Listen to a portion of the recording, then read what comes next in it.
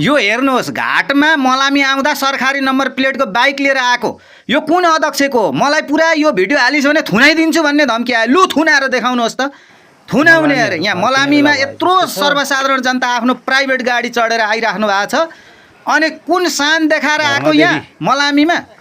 यहाँनेरि कुन वडा अध्यक्षले यसरी बाइक ल्याएको? अनि उल्टै मलाई थुनाउने अरे। ल थुनाएर देखाउनु त। नेपाली जनताको पसिना रगतको यो चाहिँ तेल खर्च गर्न पाइन्छ?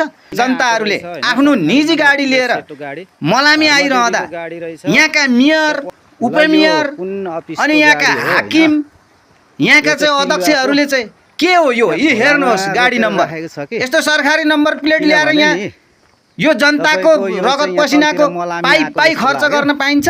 अनि के को दादागिरी र धम्की? थुनाउने अरे। ल थुनाएर देखाउनुहोस् त।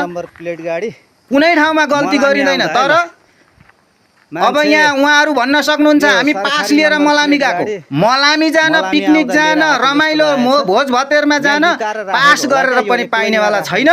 यो सरासर गलत गरेको छ। खबरदार, जनताको पसिना यसरी खर्च गर्न पाइँदैन। गाडी नम्बर 760 नगरपालिकाको मेयर तपाईलाई जनताले भोट दिएर पठाएको हो। यसरी मलामी जाँदा सरकारी गाडीमा तेल हालेर खर्च गर्न पठाएको होइन। सम्पूर्ण जनताहरूले यो नगरवासीहरूका हातमा यो खबर पुर्याउनुहोस्। यो फटाइ हो, यो सरासर फटाइ हो। यहाँनेरि कुनै पनि कर्मचारी जनप्रतिनिधिले यसरी मलामी जाँदा रमाइलो गर्दा यसरी सरकारी गाडी मेयर उपमेयर कसैले चलाउन पाइँदैन। अस्ति मात्रै तपाईँको चाहिँ अनावश्यक गाडी किन चलाउनु हो भन्दा हाम्रा साथी थुनिएको थियो यस्तै केसमा, तर उहाँलाई अन्य आरोप लाइयो।